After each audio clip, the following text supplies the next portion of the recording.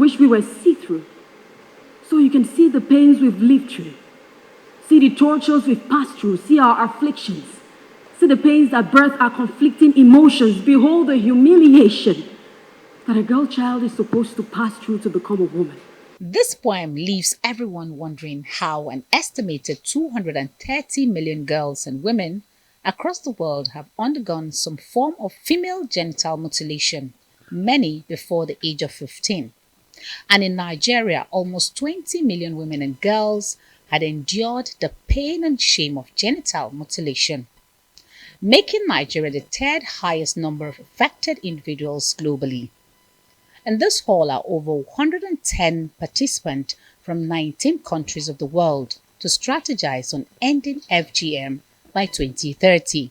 The Nigerian government says there is a decline. However, it is making more commitments to strengthen girl-child education, improve health, and ensure the enforcement of Child Rights Act to end this menace. We welcome partnership with international organizations such as UNEFPA, UNICEF, other non-government organizations, civil society organizations, and the private sector to pool resources, share expertise, and coordinate efforts.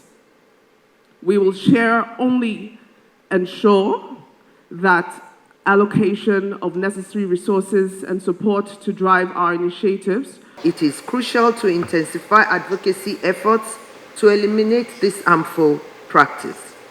Since 2008, the United Nations Population Fund and the United Nations Children Fund have been leading the largest global program on eliminating FGM. Although a lot of progress has been made with a decline in the prevalence from 25% to 20% among women, despite the achievement, there is still much more to be done. Now, UNICEF says that despite the efforts made, more has to be done, especially through legislation. But what is more important, more especially in the context of Nigeria, we have 95% of children that are under one are caught within the first 60 days when they are born. So this is critical, and we should try to really galvanize efforts from various stakeholders to ensure that we curb this practice.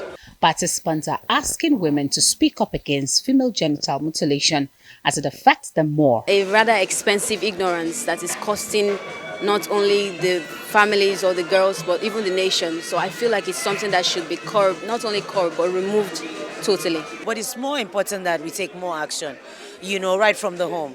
Talk to our gender, you and I, women, because we are at the forefront of this harmful practice. It's women that carry out the practice. Women are the gatekeepers to some of the harmful practices, widowhood and all of that. Even domestic violence, child abuse is sometimes women. 2030 is that year set aside to end FMG globally. Although some argue here that 2030 is too long a time, hence the need to protect the rights and well-being of women and girls across the world. Punaraman Benjamin, Arise News.